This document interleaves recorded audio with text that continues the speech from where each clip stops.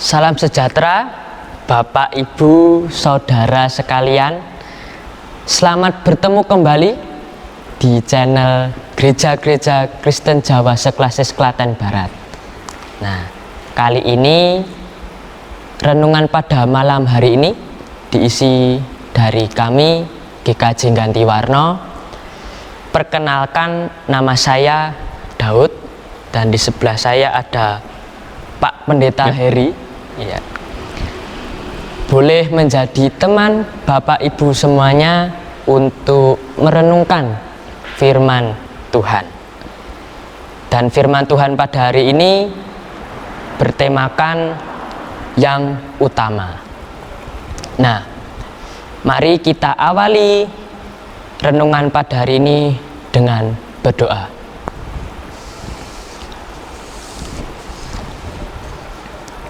Bapa yang Maha Murah, terima kasih atas pernyataan-Mu. Kami boleh saling bersua dan saling menguatkan walau lewat media online. Berkati kami untuk bisa memahami kehendak-Mu melalui terang sabda-Mu yang sebentar akan kami terima. Dalam nama Tuhan Yesus, terima kasih dan kami telah bersyukur. Haleluya, amin. Pak, Oke, pilih. Kalau saya boleh bertanya nih, apa sih atau apakah keinginan utama orang hidup di dunia ini? Yang saya tahu dulu Ya. keinginan utama orang hidup di dunia ini tentu adalah supaya hidupnya bahagia. Ya. Sekarang ganti saya yang tanya. Oke. Apa yang bisa membuat kamu di saat ini menjadi bahagia? Ya, saya pikir kan saya ini sekarang ini sebagai pelajar.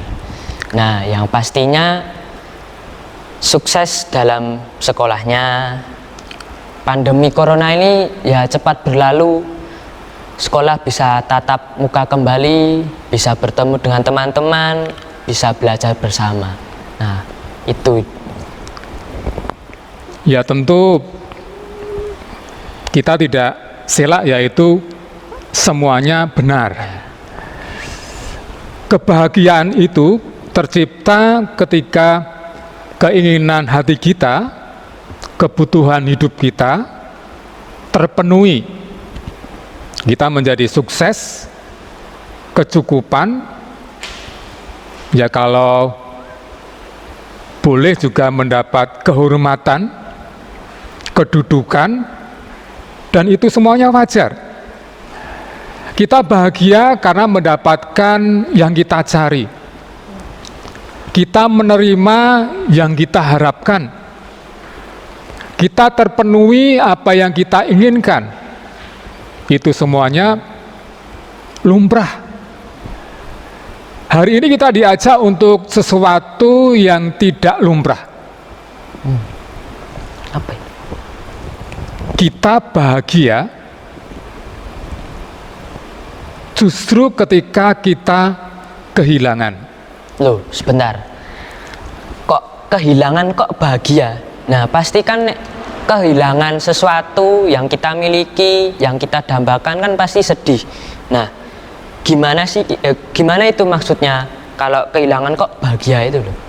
Maksudnya itu gimana? Tapi ini bukan sesuatu yang sering diplesetkan ya. Oh, ya. Ya. Ya, akan ada orang yang justru kehilangan itu bahagia itu kan. Tapi itu plesetan ya.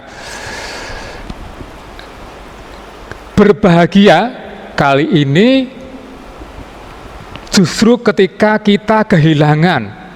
Maksudnya berbahagia melalui memberi.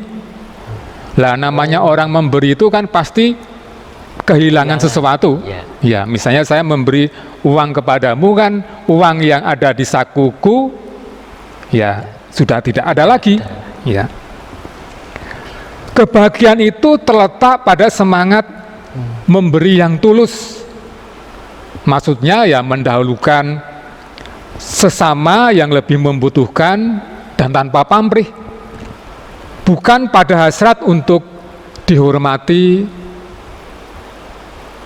atau supaya dikenang sebagai orang yang murah hati atau demi keuntungan pribadi yang lain.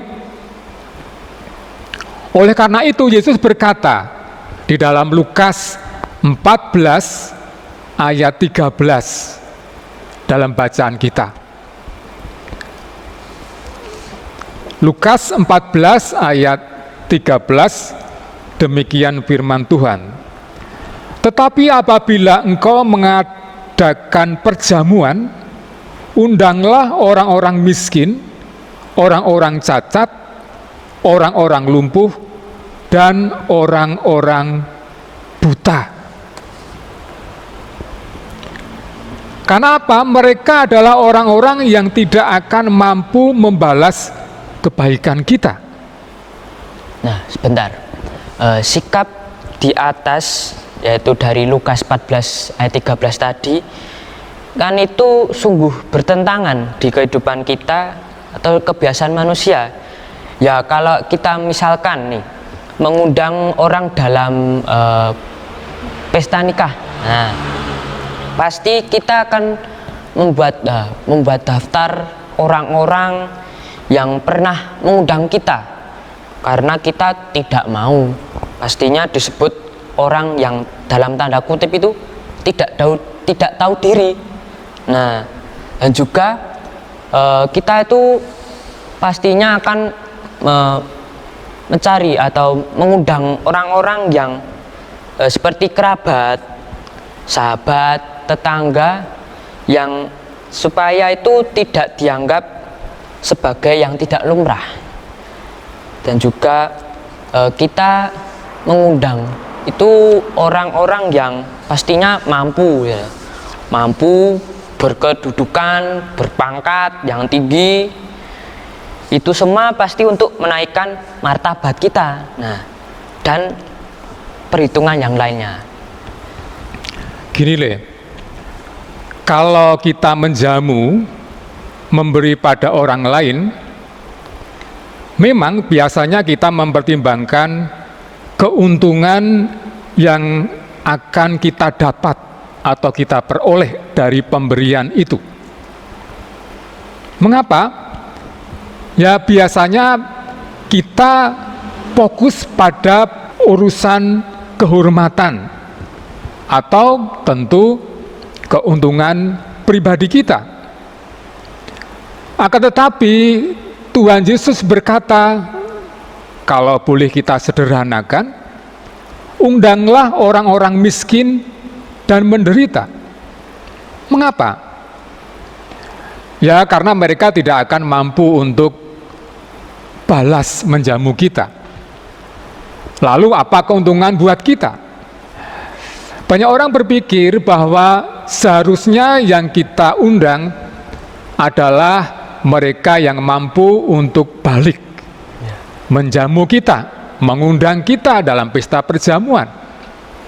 Itulah perspektif dunia yang bertentangan dengan perspektif kerajaan Allah. Ya Tuhan Yesus itu memang sering ya membuat pengajaran yang kontroversi. Ya, sering digambarkan seperti mendirikan kerajaan yang sungsang. Jadi kerajaan Allah itu sering disebut sebagai kerajaan yang sungsang. Maksudnya sering kontroversial atau bertentangan dengan kerajaan duniawi. Perspektif dan sikap ini harus kita tegakkan, dan perspektif duniawi kita harus kita rombak. Dan itu tiada pilihan lain bagi kita yang sudah punya komitmen untuk mengikut Yesus.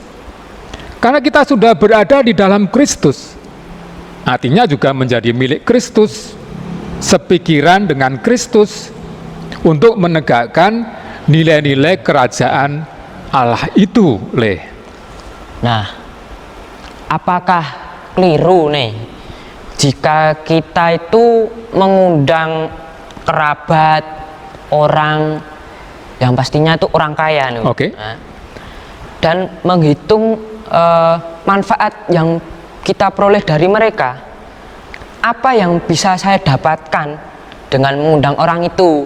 Nah, apakah pemikiran itu keliru? Kalau kita jumpai dalam kebiasaan dalam masyarakat, ya biasalah kalau kita mengadakan pesta, kita mengadakan resepsi, ungkapan syukur, kita pasti akan mengundang kerabat kita, sahabat kita, termasuk juga orang-orang yang terhormat. Ya. Dan sering juga kita menghitung manfaat apa yang bisa kita dapatkan dengan mengundang orang itu kan wajar. Itu tidak keliru. Cuma bagaimana motivasi egois kita yang cenderung untuk mendapatkan keuntungan pribadi ketika kita mengundang orang-orang yang tadi sudah kita pilih dan kita perhitungkan, Nah, lalu niki apabila kita itu melakukan suatu kebaikan kepada orang lain, nah pasti itu kan ada motivasinya. Nah, apakah motivasi yang seharusnya yang kita miliki dalam kita melakukan kebaikan kepada orang lain tersebut, niku? Biasanya banyak orang melakukan kebaikan agar beroleh kebaikan pula dari orang lain, dan itu wajarlah dan itu biasa, itu lumrah dan itu sangat manusiawi. Namun sebagai orang percaya, walaupun kita juga hidup lumrah, ya, perlu bagi kita untuk menaikkan level motivasi kita yang lebih mulia sesuai dengan keinginan Tuhan. Apakah keinginan Tuhan itu, Ya, kita harus berbuat baik kepada semua orang secara tulus, Ya. walaupun kita tahu bahwa kelak nanti kita tidak memperoleh balasan setimpal dari orang itu. Dan ini harus menjadi kesaksian iman kita, Nah, pastinya kan kita itu kalau melakukan sesuatu kebaikan itu pasti ya memikirkan apa keuntungan yang bisa kita dapat. Nah, apakah keuntungan melakukan kebaikan tanpa berharap balasan dari orang lain tersebut? Nah, apa sih keuntungannya itu? Ya, keuntungan orang yang memberi dengan tulus tanpa mengharapkan balasan. Tuhan tadi sudah berfirman, kita teruskan di Lukas 14 ayat 14, demikian firman Tuhan, dan engkau akan berbahagia karena mereka tidak mempunyai apa-apa untuk membalasnya kepadamu. Jadi Tuhan malah berkata, justru ketika mereka tidak bisa membalas,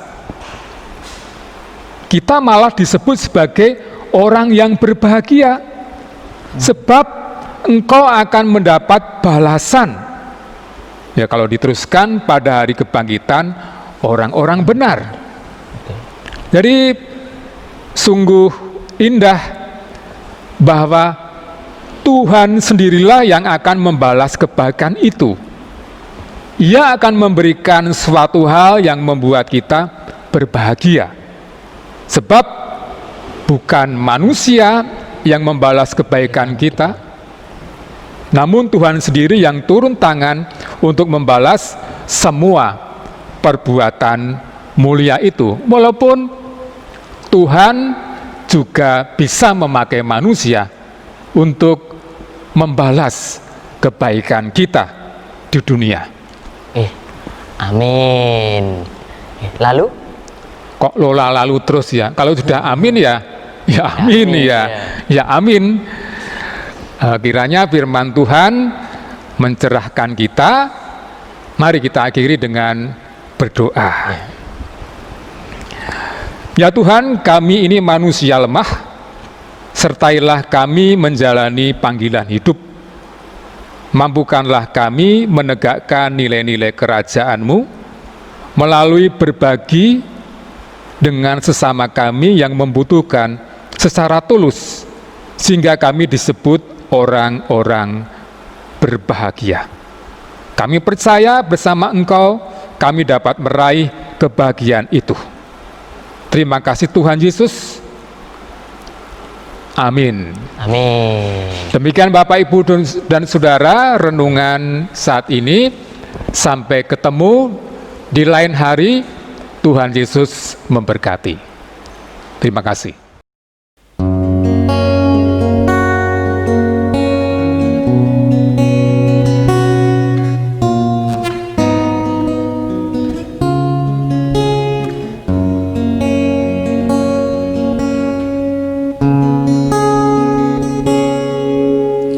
Tuhan, ku mau menyenangkan-Mu.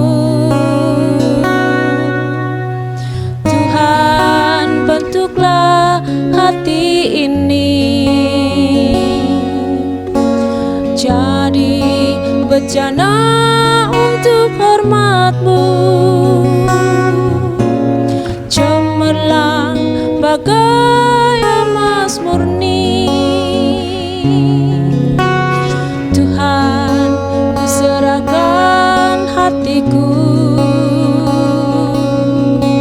Semua ku berikan padamu, kuduskan hingga tulus selalu, agar aku menyenangkan-Mu, menyenangkan-Mu, senangkan-Mu.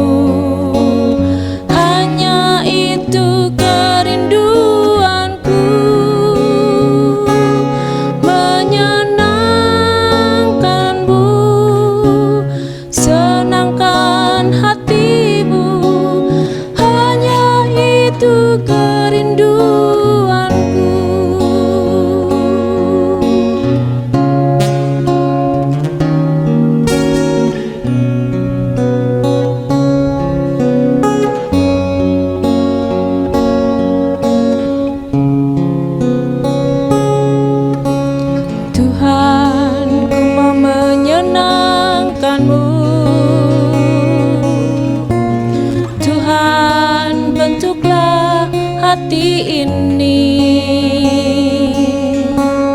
jadi bejana untuk hormat-Mu, cemerlang bagai emas murni. Tuhan, ku serahkan hatiku, semua ku berikan padamu, kuduskan hingga tulus selalu, agar aku menyenangkan-Mu, menyenangkan-Mu, senangkan-Mu.